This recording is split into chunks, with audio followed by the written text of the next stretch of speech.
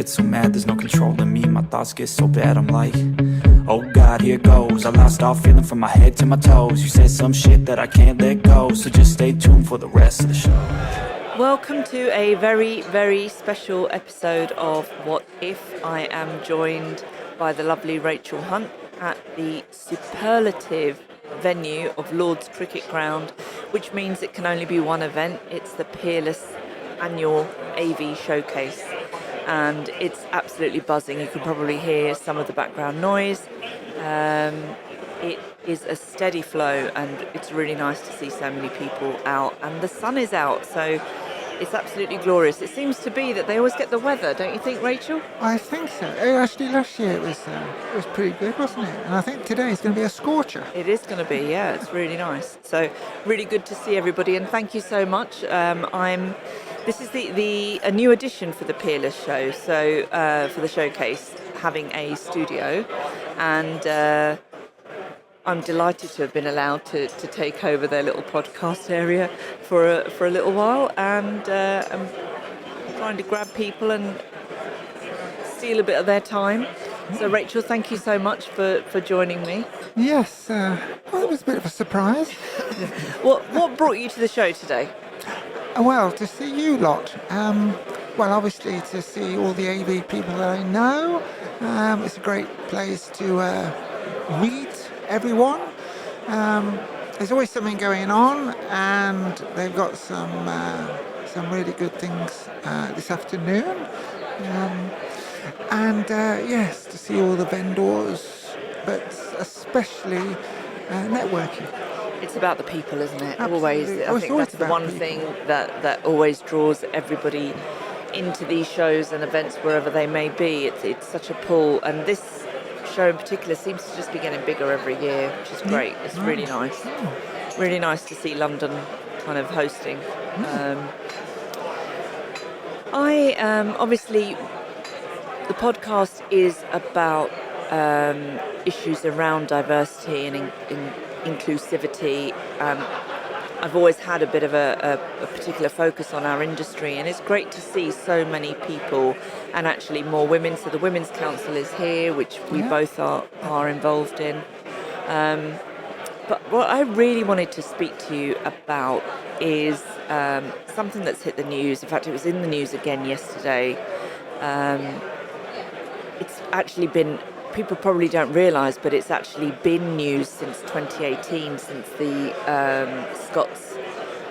the Women's Scottish group pushed for legislation, and that's the Supreme Court ruling that was made last month. What's your take on it, Rachel? Well, actually, I think having asked the question, I don't think they had much choice, really. But to go in favour of if the women are biologically women and vice versa. So that's, and they've made the ruling, and that's that. What the consequences, of course, are far ranging, and it was really what the EHRC, the Equality and Human Rights Commission, what they would make of it. And of course they've, in my opinion, had a bit of a knee-jerk reaction, and really it comes, the biggest thing I suppose is the using loos and only men and only women being allowed to use the loos according to their biological sex. I mean, there's another area that concerned me, and that's single-sex wards in hospitals. Yeah. So if a trans woman was hospitalised, she would be placed on a ward with potentially a male ward. Yes. Which, when you're already not well, you're undergoing, it's a stressful time anyway. Yeah. And actually, for all concerned, for other patients as well, I just wonder where the logic is and whether common sense will actually prevail. Well, the problem is, of course, the law is the law, and you're talking in black and white. Yes. And this subject is definitely not No. black and white. No. The 2010 Equality Act didn't really sufficiently sort it out, and there was a fudge. Obviously, that was then taken to court in the end, and the ruling's been made, and that's that. I mean, one of the good things about it, in my opinion, is that women in sport, you're not getting male who've transitioned being able to compete against women in sport. Right, that advantage. And and whether you've transitioned or not, you still have a male has an advantage. Just a physical, they're built stronger from birth. That's just an advantage, which, in my opinion, was never right. So that's a good point. But where it all really comes down to it is this: where is the position that makes it fair on both sides, and it has to be fair on both sides. The 2010 Equality Act says about discrimination, and so you can say that women were discriminated against if they had a problem with a male transgender person going into a loo, and now it's vice versa. And where is that? Where's that common ground? And actually, I think in law, there probably is no common ground. And what you'll really need to be able to do is to allow organisations to come up with their own set of rules and treat it with common sense. I think, for me, the bit that upset me more so actually when that ruling was made was yet again the lack of education around the subject. A rule has been passed, great, it's given clarity to certain groups perhaps. What it doesn't deal with, and where this stemmed from, were males entering female changing areas or toilets for the purpose, or as perpetrators, basically. Yeah, absolutely. And I just don't believe that this will, that this negates any of that. I think it still doesn't deal with the issue. If someone wants to be a perpetrator, if someone is going to dress up with the purpose of accessing women's areas where, for whatever cheap thrill or huge violation, they're still going to do it. Of course, yeah. And it just doesn't solve the problem, to my mind. And it's almost like, well, we've passed a rule now, so everyone's going to behave themselves. And I don't see, if I was in a female public toilet, am I really going to challenge somebody to say, well, prove to me that you're a woman? No, I'm not. No. And there's hundreds of people here today. I'd probably eat my hat if I had one. If anyone said to me that they would feel comfortable challenging someone on either in either environment, male or female, to prove that. So how is this actually? It will, to my mind, it's really only in sport, hospitals, those kind of environments where sweeping decisions can be made. Well, it can also have a problem in the workplace. I know someone who, this company, she was male to female, transitioned, and the company helped her in that, and they welcomed her in with open arms, and she's been fine until now, when they've now told her that she's going to have to use the male loo. And of course, now she is very distressed.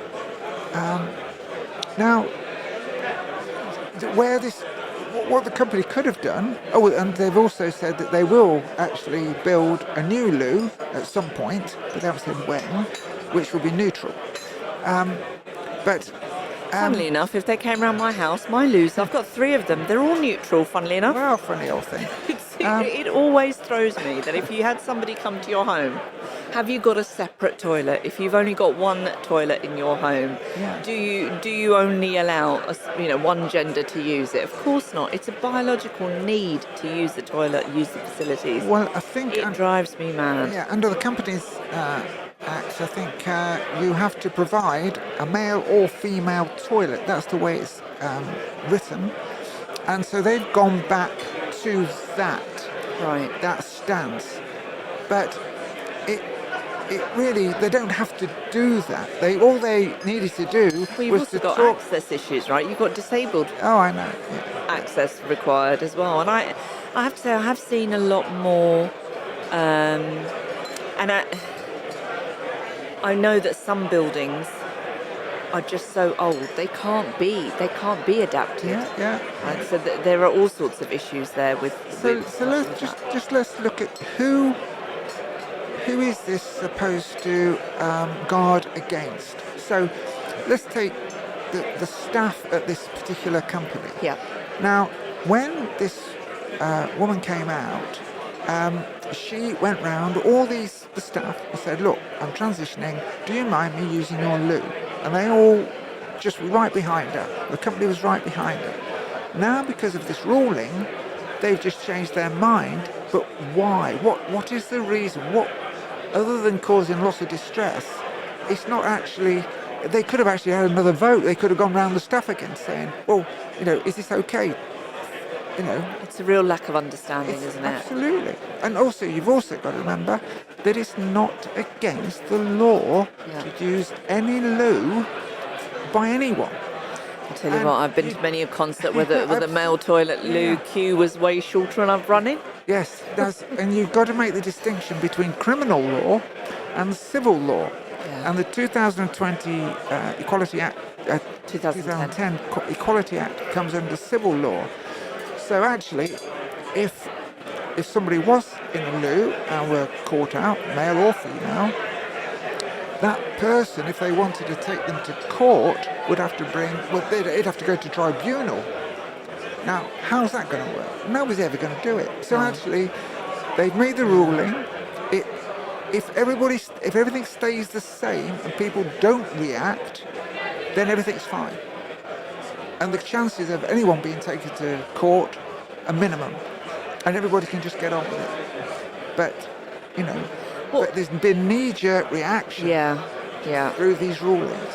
What advice would you give to anyone listening who is updating their workplace policies, their procedures, maybe even changing offices or moving to new premises? What advice would you give them?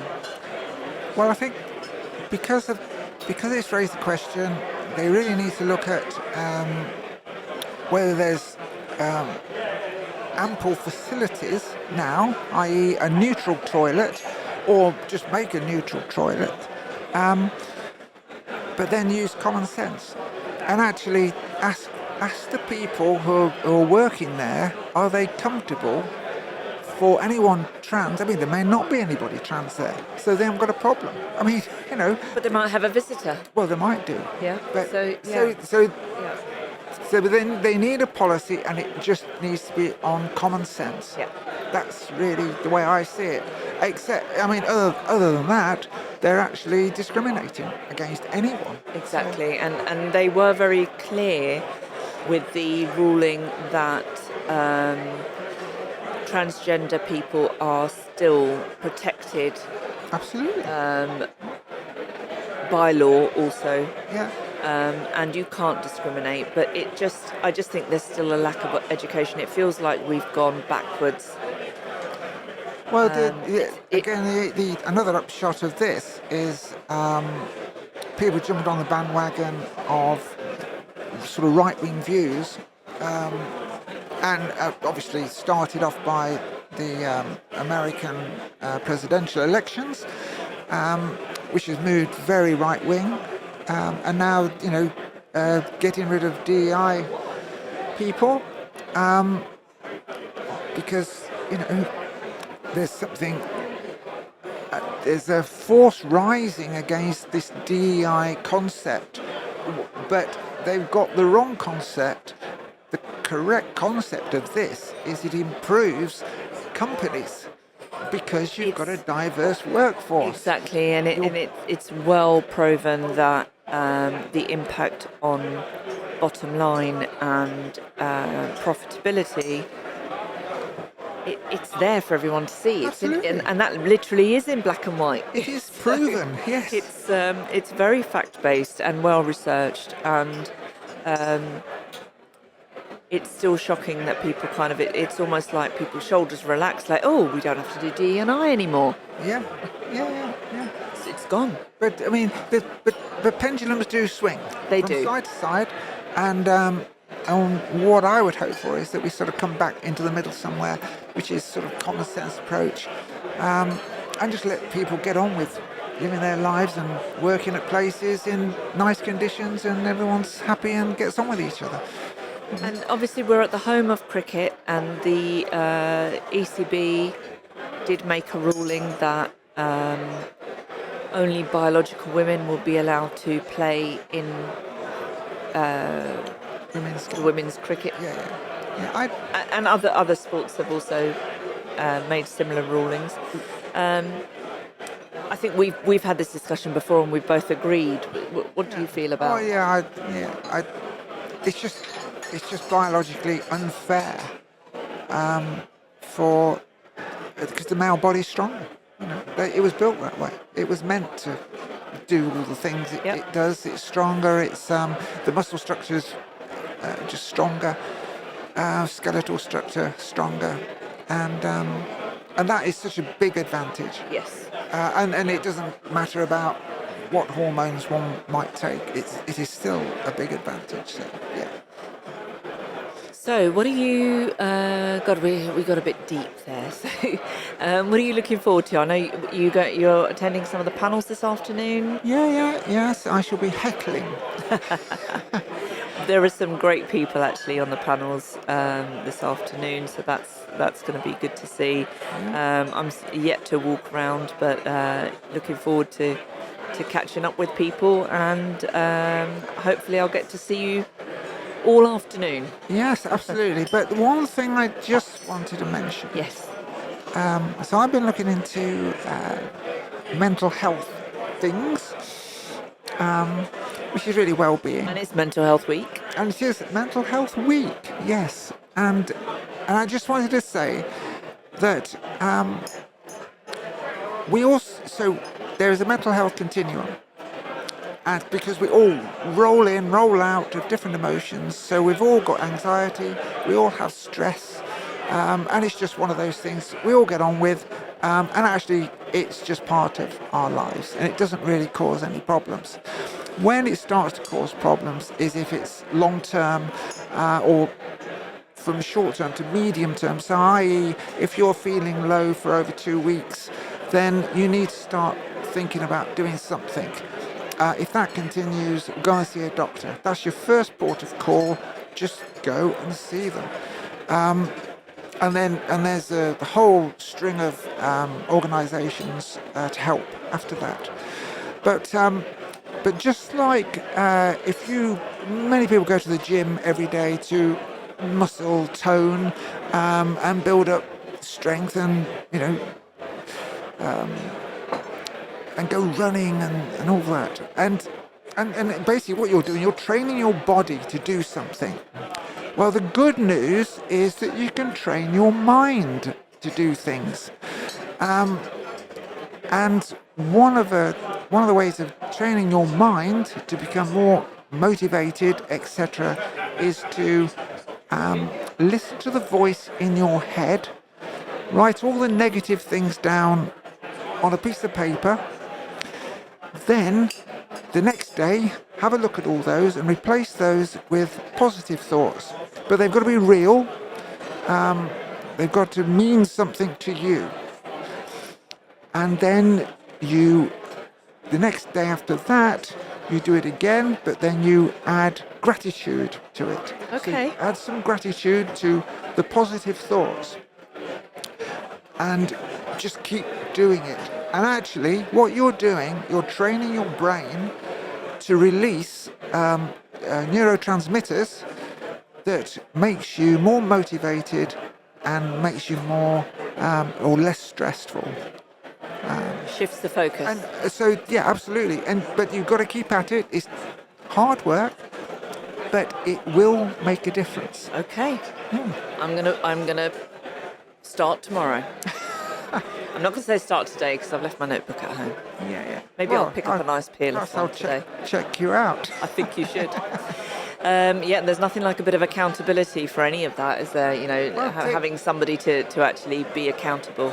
Well, who's responsible for their lives? Yeah, we are. Yeah, I know. absolutely. Yeah, And absolutely. you need to stand up and be responsible and, take it on. Yep. Yeah. Well, thank you so much for your time. Enjoy the rest of the show, and I look forward to catching up with you later. Thank you again. As always, Where a can pleasure. people get in contact with you if they're not connected with you already? Oh, ring me up, I suppose. LinkedIn? LinkedIn, yes. Perfect. Yeah. Lovely. I'll put some contact details in the blurb with this recording. You're But a thank you star. so much, Rachel. Absolute pleasure as always. See you soon. Chin chin. I don't ever slow up, no I don't take shit. I got no love for the fakeness. If you wanna play tough and wanna hate this, I'll always show up. I don't ever slow up, no I don't take shit. I got no love for the fakeness. If you wanna play tough and wanna hate this, I'll always show up and make a statement. I don't ever slow up, no I don't take shit. I got no love for the fakeness. If you wanna play tough and wanna hate this, I'll always show up